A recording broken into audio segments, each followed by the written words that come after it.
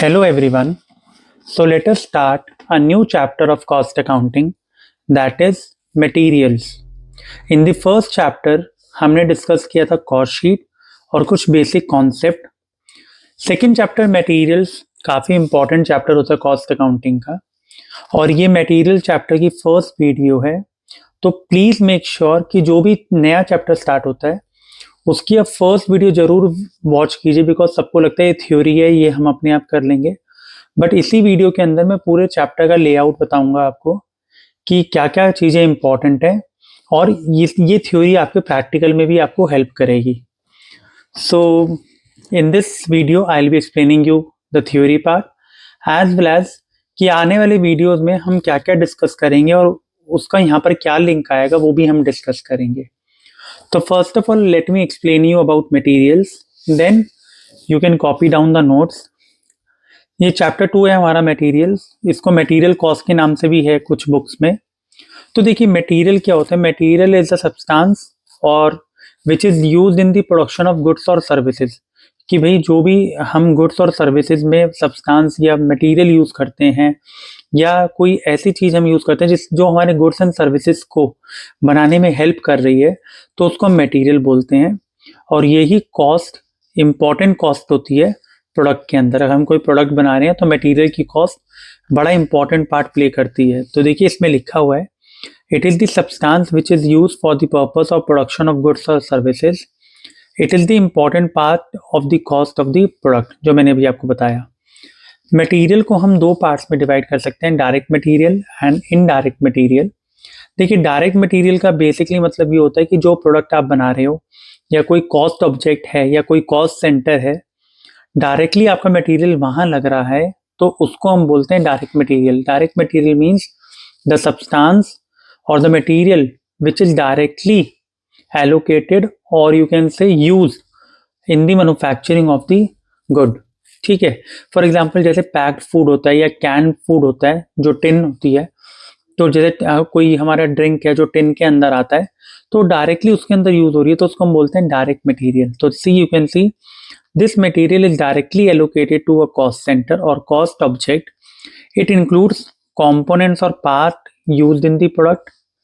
Any primary packaging, जैसे अभी आपको बताया packing material like cans for tin food. कोई टिन फूड जैसे कैन में आता है और ड्रिंक कोई प्राइमरी पैकिंग है प्रोडक्ट की, जैसे एक होती है सेकेंडरी पैकिंग. प्राइमरी पैकिंग का मतलब होता है जो आपका जो मेन प्रोडक्ट है उसको एक यू कैन से सबसे पहली जो उसकी पैकिंग है, जो प्रीलिमिनरी पैकिंग हम बोलते हैं या सबसे स्टार्टिंग की जो पैकिंग होती है, बेसिकली वो बड़ी सिंपल पैकिंग होती है, तो उसको हम बोलते हैं प्राइमरी पैकिंग. तो कोई मटेरियल डायरेक्टली आपके प्रोडक्ट को एलोकेट हो रहा है तो उसको हम बोलते हैं डायरेक्ट मटेरियल. ठीक है. सेकेंडरी पैकिंग वो क्या होती है, जब जैसे जो थोड़ी डिज़ाइनर होती है और बेसिकली जिससे कस्टमर आइडेंटिफाई करता है प्रोडक्ट को, वो सेकेंडरी पैकिंग होती है. वो डायरेक्ट मटेरियल का पार्ट नहीं है, वो इनडायरेक्ट मटेरियल का पार्ट होगा. तो this material can not be easily identified with the particular cost centre और कॉस्ट ऑब्जेक्ट. फॉर एग्जांपल आप मशीन में ग्रीस, ऑयल ये सब डालते हो, कोल डालते हो, तो क्या करते हो, ये डायरेक्टली प्रोडक्ट पे एलोकेट नहीं हो रहा है, ये डायरेक्ट कॉस्ट थी, लेकिन हम उसको क्या बोलते हैं, इनडायरेक्ट मटेरियल. भाई हम उसको आइडेंटिफाई नहीं कर सकते कि कितना पर प्रोडक्ट या उस प्रोडक्ट पे ये चीज लगी होगी, तो इसको हम डायरेक्ट और इनडायरेक्ट मटेरियल बोलते हैं. अब कई बार क्या होता है, स्टूडेंट्स कंफ्यूज हो जाते हैं कि मटेरियल इन्वेंट्री क्या होता है, क्या वो डिफरेंट हो. देखिए इन्वेंट्री, जैसे मैंने यहाँ पर एक नोट बना के लिखा हुआ है, इन्वेंट्री 3 चीजें इंक्लूड करती है, raw material, work in progress वो गुड जो आधे बन के तैयार हुए हैं, और एंड फिनिश गुड. तो here we are talking about raw material, we are not talking about work in progress और फिनिश गुड्स. मतलब एक तरह से ये इन्वेंट्री जो है ये वाइडर टर्म है, ये तीनों को इंक्लूड करती है, बट हम यहाँ पर पूरी वर्किंग किसके ऊपर कर रहे हैं, मटेरियल के ऊपर. अब इसी से ये बेसिकली मटेरियल का मीनिंग और डायरेक्ट इनडायरेक्ट मटेरियल क्यों बताया, क्योंकि कई बार एग्जाम में क्वेश्चन मटेरियल कंट्रोल के ऊपर आ जाते हैं कि why there is a need of material control. तो उसकी इंट्रोडक्शन में आप ये सब लिख सकते हैं. तो मटेरियल कंट्रोल का मतलब क्या होता है, जैसे या इसको ये इन्वेंट्री कंट्रोल भी बोलते हैं एक तरह से. तो मटेरियल कंट्रोल का मतलब क्या होता है, एक सिस्टमैटिक अप्रोच जहां पर हम मटेरियल को कंट्रोल करते हैं मतलब उसका प्रोक्योरमेंट कैसा होगा, भाई कैसे कैसे हम उसको परचेज करेंगे, और उसको स्टोर कैसे करेंगे ताकि जो हमारा मटेरियल का फ्लो है वो इवन रहे, ठीक है, और हम ज़्यादा इन्वेस्टमेंट ना लगा दें किसमें, मटेरियल के अंदर, ठीक है। तो कई बार होता है ना कि भाई इसमें दो चीजें होती है। मटेरियल कंट्रोल का मतलब क्या हो गया, एक जैसे भी हम पढ़ेंगे ऑब्जेक्टिव्स भी, कि भाई कभी हमारे पास मटेरियल कम शॉर्टेज भी ना हो और कभी हम ज्यादा भी ना अप स्टॉकिंग भी ना कर ले या ओवर स्टॉकिंग भी ना कर लें, तो इसलिए हमें मटेरियल कंट्रोल की जरूरत होती है। तो देखिए, it may be defined as systematic control over procurement storage of material in such a way so as to maintain an even flow of materials and avoiding at the same time excessive investment in inventories। भाई even flow चले, even flow का मतलब क्या होता है, ना ही उसमें under stocking हो और ना ही उसमें ओवर स्टॉकिंग हो। अंडर स्टॉकिंग ओवर स्टॉकिंग का मतलब क्या हो गया, अंडर स्टॉकिंग मीन्स जब आपके पास शॉर्टेज हो मटेरियल की, कभी ऐसा ना हो, और ऐसा ना हो कि आपने एक्सेसिव इन्वेस्टमेंट कर दी और आपने मटेरियल इकट्ठा करके रख लिया। बाय बिकॉज अगर अंडर स्टॉकिंग होगा तो आपकी प्रोडक्शन डिले हो जाएगी, काम रुक सकता है और जिसके कारण आपको लॉस ऑफ प्रॉफिट होगा। भाई आप जो अपॉर्चुनिटी है उसको अवेल नहीं कर पाएंगे। वेयर एज ओवर स्टॉकिंग अगर आप करोगे तो एक तो आपके पैसे ब्लॉक हो जाएंगे, ब्लॉकिंग ऑफ फंड्स हो जाएगा, और हाई स्टोरेज कॉस्ट वगैरह आपको क्या करनी पड़ेगी, इनकर करनी पड़ेगी। तो देखिए, मटेरियल कंट्रोल का सबसे पहला ऑब्जेक्टिव ही क्या है, to avoid under stocking and over stocking of material. Under stocking में lead to delay in production and results in loss of profit, whereas over stocking में result in blocking of funds, high storage cost etcetera. तो पहला objective या need जो है हमारी material control की ये है। सेकेंड ये होता है कि जब आपके पास आप reasonable amount of material maintain करेंगे तो आप उसके रिकॉर्ड्स वगैरह प्रॉपर रख पाएंगे, उनकी देखभाल अच्छे से कर पाएंगे। तो उससे क्या होगा, it will minimise the loss of material like theft, spoilage और ऑब्सोलेसेंस का डर खत्म हो जाएगा, ठीक है। और आप अपने मटेरियल की क्वालिटी भी मेंटेन कर पाएंगे because you are maintaining a reasonable stock, जिसमें आपका जो मटेरियल है वो उसका फ्लो इवन चलता रहेगा, तो कोई प्रोडक्ट की क्वालिटी हैम्पर नहीं होगी, कोई स्पॉइल नहीं होगा। तो to maintain the proper quality of material while purchasing whenever needed. And last point आप ये कह सकते हो, purchasing of material is highly specialised function, क्योंकि कब खरीदना है, कितना खरीदना है, कहाँ से खरीदना है, तो एक ये स्पेशलाइज्ड फंक्शन होता है मटेरियल का।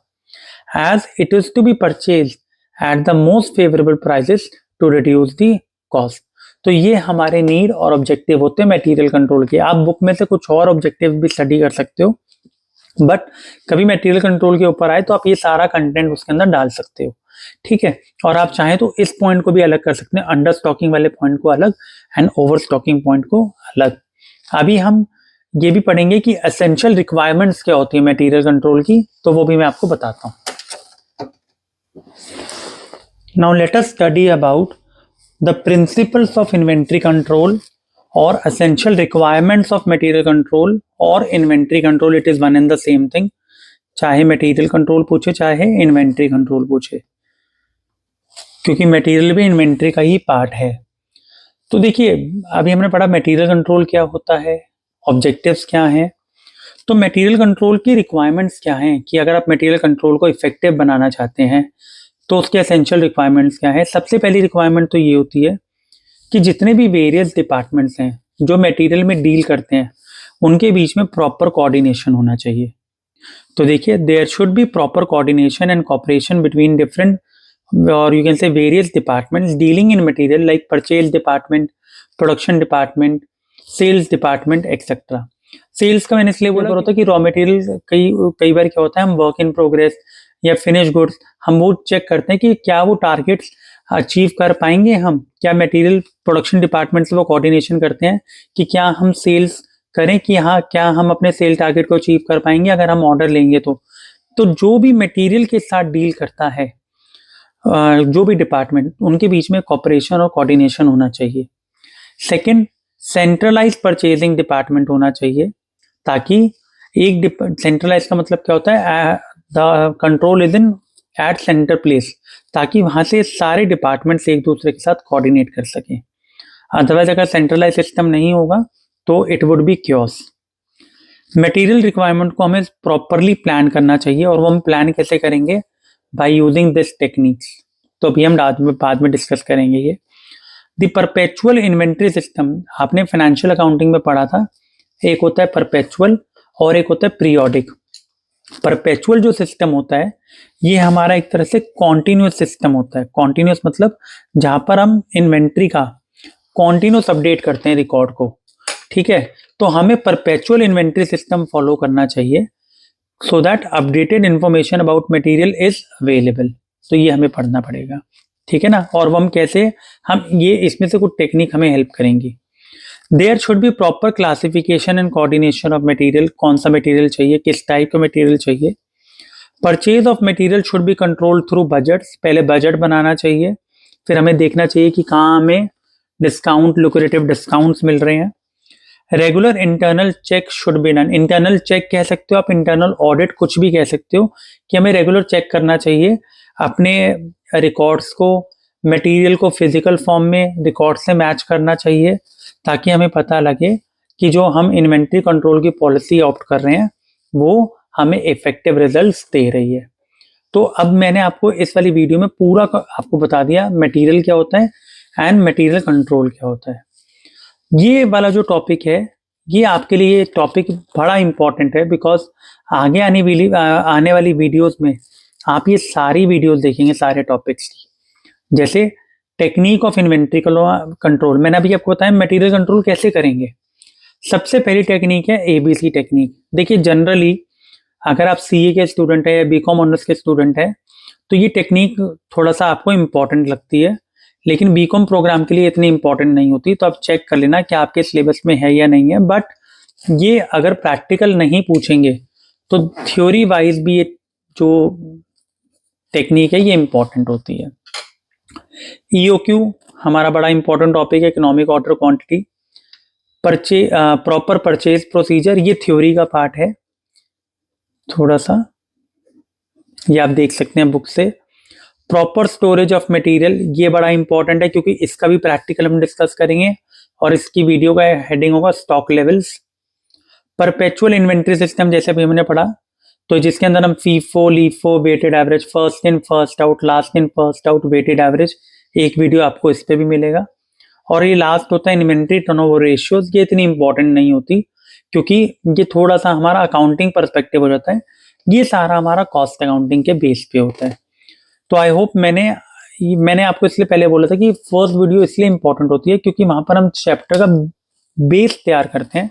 तो यही बेस है अब आपका, ये थ्योरी भी बहुत इंपॉर्टेंट है, और ये वीडियोस में आपको जो कंटेंट मिलेगा उसके लिए भी आपको एक तरह से ये प्रिपेयर करता है। तो I hope it is helpful to you, so kindly watch all the videos. Thank you so much.